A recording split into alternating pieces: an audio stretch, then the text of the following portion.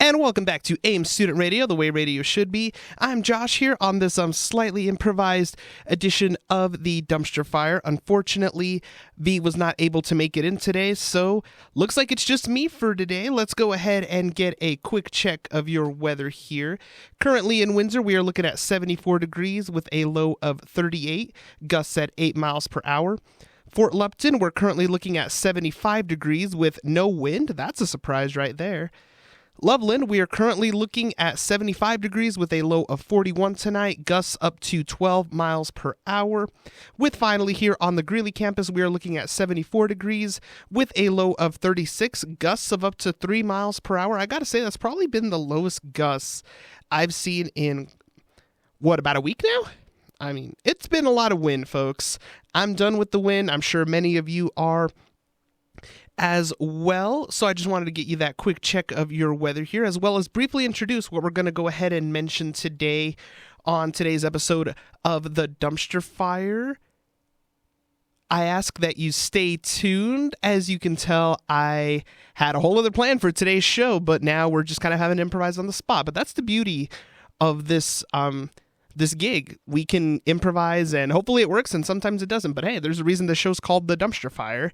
So coming up next, I'll have a bit here describing the current hype surrounding Kendrick Lamar's latest album, as well as its projected first week sales. And keep in mind, these figures are out and the album doesn't come out for almost another month now. So go ahead and keep it with us here.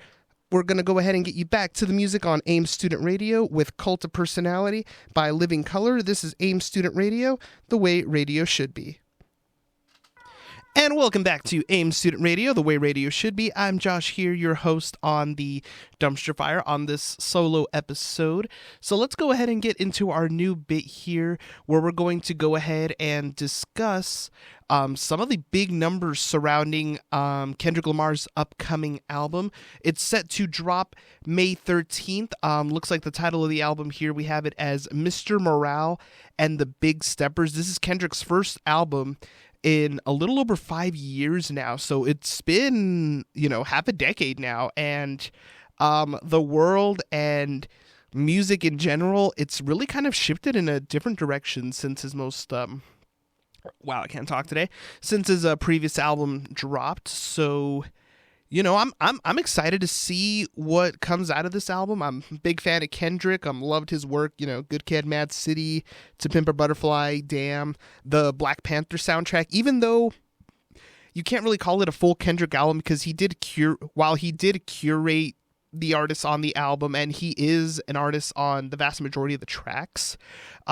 Some people will say, oh, that's a Kendrick album. Some will say it's not. It just really depends on who you ask. To me it is, but that's just me.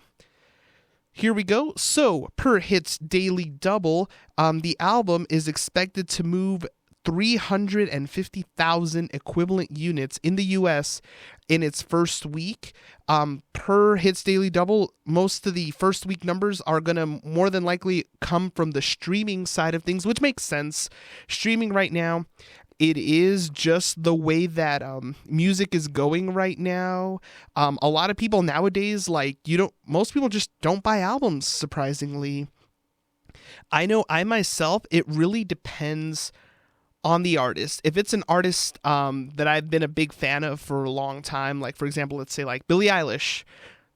Check off your Billie Eilish check on the bingo card if anyone's listening.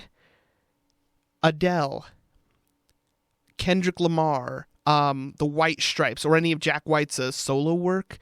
I will actually, for those particular types of artists, I will actually go out and buy the physical releases if they have them. As of right now, it doesn't look like Kendrick has announced an actual physical version of Mr. Morale and the Big Steppers yet. I'm really hoping that he does. Maybe there's some kind of a collector's edition or some kind of limited edition that comes with maybe like an alternate cover or maybe some bonus tracks, something along those lines. Like I really do like, especially around here in Greeley, oftentimes like Target will get exclusive versions of albums that maybe they have like an alternate cover or a poster or just like a different colored disc if it's the vinyl.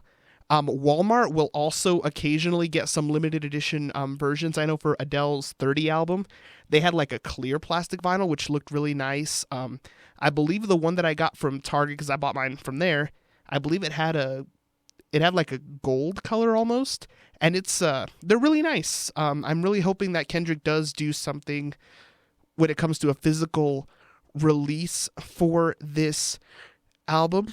And then coming up next, we're going to go ahead and talk about some of the surprises that we got over these last 2 weeks at Coachella, because wouldn't you know, we are a music show after all. So let's go ahead and bring it back to the music here on Ames Student Radio with one of my favorite songs, honestly, of all time. This is One by U2. This is Ames Student Radio, the way radio should be. And welcome back to Ames Student Radio, the way radio should be. I'm Josh, back here with the Dumpster Fire. What you just heard was Bad Guy by Billie Eilish. And speaking of Billie Eilish, we'll get to her here in a moment. But I just wanted to go ahead and bring up some of the collaborations that we actually saw these past 2 weekends at the Coachella Festival out at the Empire Polo Club in Indio, California. A lot of these performances, thankfully, were live streamed. Unfortunately, I was in Vegas for the first weekend, so I didn't get to see a whole lot of it. I did end up seeing a lot of Weekend 2's performances later on, just because by the time they started out here, it was close to midnight, 1 a.m., and I'm not going to lie, your boy was asleep. So I ended up watching these later on, like earlier that morning or throughout the course of the day. But it was really a pretty awesome festival. It's been absent for the last 2 years because we are still living in a pandemic after all, but it felt good, to see the crowds, to see that stage, to see just that many people enjoying music again, just brings joy to my heart. So let's go ahead and bring on the collaborations. Harry Styles, the first weekend, brought out Shania Twain to sing Man, I Feel Like a Woman, which was a pretty impressive performance. Shania Twain, never thought I'd ever actually see Shania Twain at a festival such as Coachella, but it happened. Harry Styles decided to follow it up and up the ante even more for weekend 2 when he brought out Lizzo for a performance of I Will Survive. I did see this one. Harry Styles, how do I say this? For the longest time, I thought of Harry Styles as one of the guys from One Direction. No, Harry Styles is on to something. I don't know what it is. I can't put my finger on it. But he's going to keep soaring to the top of the world if he keeps this up. Whew. And then, you knew it was coming. If you've listened to this show long enough, you know I'm going to mention her. Billie Eilish got to headline also at Coachella. Incredible shows. One of the youngest headliners. I believe she actually is the youngest headliner ever in the history of Coachella, which is impressive. She's already capping off a phenomenal year. First person born in the 21st century to win an Oscar. She had her phenomenal Grammys performance, her Happier Than Ever tour, which your boy was at when it was here in Denver. Utterly incredible. The first weekend of Coachella, she brought out Damon Albarn, one of her absolute favorite artists, one of her idols, the singer of Gorillaz, to cover Feel Good Inc. They both duetted on some parts together, which was absolutely incredible, something I never thought I'd see. Honestly, if the soundboard quality audio from that performance was just released on Spotify or YouTube or any other streaming service, I mean, if I had to pay to get it, I would. It was just that incredible of a performance to me. And then Billie went to follow it up and up the ante even more weekend 2 when she brought out Hayley Williams, an emo queen, the lead singer of Paramore. She brought her out to sing Misery Business. Now, Misery Business, since about 2016, has not been getting played at a lot of Paramore shows. Some of the lyrics, some might say, are questionable. I mean, to me, it's an emo anthem. Like, I'm going to listen to it no matter what. That's just me. Anywho's, Billie brought out Hayley to sing Misery Business, which also utterly incredible, only to follow it up later that night for both of them to sing Billie's Happier Than Ever, which is honestly probably maybe the best track Billy's produced so far. It starts off like this slow acoustic driven song, slow tempo, and then about halfway through it shifts into a full on rock ballad. Essentially this just giant arena rock banger that's just meant to be played in front of massive crowds. I actually have the video that I uploaded on YouTube when she performed it here in Denver, and the crowd, myself included, we went absolutely nuts. Like, if Billy wanted to release an entire rock album, she can do it. I hope she does it. Whew. If I sound like I'm out of breath, that's because I am. I'm getting used to the air here in Colorado. I was in Vegas for almost a week, and I have been battling with allergies ever since I came back. Because the funny thing about the desert, nothing grows out there except for maybe a couple cactus. There's no allergies. There's nothing. I get out here. I come back home. I am royally sunburnt. Like, it's not even funny. I literally look like a piece of shredded cheese right now. My allergies have been kicking my booty ever since I got back. And on top of that, my body's getting used to, oh, hey, there's not that much oxygen up here. So if I sound like I'm out of breath, that's because, well, I am. I'm just still kind of getting reacclimated to everything here. So with that being said, let's go ahead and bring it back to the music here on AIM Student Radio, the way radio should be, with Call Out My Name by, you guessed it, The Weeknd. Also, that was the other segue. A collaboration which was the entire performance, which was the headlining performance for both weekends of Coachella. The Weeknd and Swedish House Mafia, they did one song together, originally called Moth to a Flame, released back in October. They joined forces together to actually fill what was going to be Ye's headlining spot at Coachella when he dropped out. And that was just a match made in heaven. It's hard to find videos of that performance. A lot of it is per the artist's requests, allegedly, that not many videos have surfaced of the performance. But honestly, if we could get a full-length Weeknd and Swedish House Mafia joint album together, that could set the music world, that could take the music world by storm. So let's go ahead and bring it back to the music here with Call Out My Name by The Weeknd on AIM Student Radio, the way radio should be. And welcome back to AIM Student Radio, the way radio should be. I'm Josh here with your final closing segment here on today's Dumpster Fire. Let's go ahead and give you a quick check of the toilet paper. Just a reminder, tomorrow from 2 to 5 p.m., we will have de-stressing activities for finals, build community, and like I said, de-stress for finals. This will be tomorrow from 2 to 5 p.m. outside between the Allied Health Center and the Student Commons here on the Greeley campus. Also tomorrow, Holocaust Memorial Observances presented by Michael Rooker, Ph.D., Nazi Civil Religion During the Third Reich, the link between secular religiosity and violence in Hitler's Germany. Free lunch will be included. That is tomorrow from 12:15 to 1:15 p.m. in Student Commons 114 here on the Greeley campus. Tomorrow, or not tomorrow, Thursday. Both of those are Thursday. I can't talk today.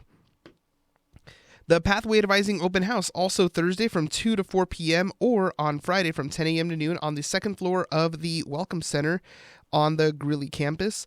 Also Thursday, Revising Tips and Tricks. This will be at Westview Room 113 on Thursday from 2 to 3 p.m. at the Greeley campus. 22 Alive. This Friday, please join the Ames Warriors to Scholars Student Veterans Organization in raising awareness for our country's veterans and first responders. Let's see if you have what it takes to make the 22 Alive pledge. Bring the whole family. There will be a chance to meet some of our local military and first responders, as well as a kids obstacle course. This will be Friday from noon to 5 p.m. at the Perk, also known as the Rec Center, here on the Greeley campus. So that about does it for today's show. I gotta say, I do feel a lot better doing the show solo this time than the last time. I feel like I'm definitely growing, and I really do hope that I was able to provide as entertaining of a show as I possibly could, given the circumstances. Coming Thursday, we are planning to have a full lineup in here. Myself, V, Dax, anybody else that may end up jumping in. For all we know, Jeff may end up coming in, and I cannot remember the other individual's name. I do apologize. So I'm just going to say Discount Machine Gun Kelly, because that's what they look like. I'm sorry. Which we will also be, wow, that was an awkward little pause there. So we will also be discussing my trip to Vegas, which we were originally going to discuss last Thursday when I originally got back, but the show, as we saw, there's a reason we call it a dumpster fire, went way off tangent, so we'll have plenty to talk about there, potentially bring up some more music news, as well as a shout out to all the AIM students currently in Vegas right now. See, I'm a trendsetter here, folks. I got home the day before they all went out there, so I got to explore and see the strip before all of them. I did it first. I see their Snapchats, everything that they're sending me, and I'm just like, I was there. The Taco Bell Cantina, I was there. The Hello Kitty Cafe, I was there. The Flamingo Casino, I was there. The High Roller, I was there. The Stratosphere, I was there. The only one that they can say that I saw, or that they saw that I didn't see, was the Circus. Went past it quite a few times on the bus. Didn't actually go in. Why? I don't know. But everything else, a lot of the other pictures that they're showing me, Meow Wolf, I'll admit, they got me on that one. Okay, cool. Y'all saw Meow Wolf. I got to be on a helicopter flying above the strip. I got to be on the top of the Stratosphere Hotel. How about them? How about them apples? Also, a shout out to the Denver Nuggets for staying alive in this playoff series. I mean, we are 3-1. We still have to beat the Warriors 3 more times to win. I have no doubt in my mind we can do it. We got our boy. We got Nikola Jokic, potentially on the cusp of being a back-to-back MVP. Let's go out and win this one tomorrow night. Boys, please bring it home. Like, I want to see this. I want to see the NBA Finals in Denver. I want to see the Stanley Cup Finals in Denver. We haven't had this in so long. Denver sports, we have a chance to really put Denver back on the scene as a sports city once more. Obviously the Nuggets have never made it to the finals. I'd love to see it. Avalanche haven't been in the Stanley Cup Final in almost 20 years, maybe a little more. The Rockies haven't been in the World Series since 2007. For us Broncos fans, it's been 6 years too many that we haven't been back in the playoffs, but we got Russell Wilson. We're building up a team. Our team may potentially be under some new ownership here soon. Hopefully we get somebody in there that is really willing to commit to the team and give it all the resources that it needs to become as successful as we know it can be. I want to see Colorado become this big sports city, and some can say already that it is, but I want it to have that same allure as, let's say, Chicago or even Detroit. Teams with that, and we have an extremely dedicated Denver sports fan base, but I really want to see it just become something more. I want to see Coors Field be like Yankee Stadium, have people know that, hey, there's postseason baseball played here. There's postseason hockey played here. There's postseason basketball played here. There's postseason football played here. Postseason soccer. The Rapids, I know they won the MLS Cup some years back. It'd be awesome to see them in there again. I just want to see Denver sports become as successful as we all know they can be. They've done it before. We need to see them do it again. And not just once. I want to see it happen consistently. And with that, I'm going ahead and signing off here for tonight, folks. We'll see you all Thursday. Thank you so much for listening. And this has been a Dumpster Fire.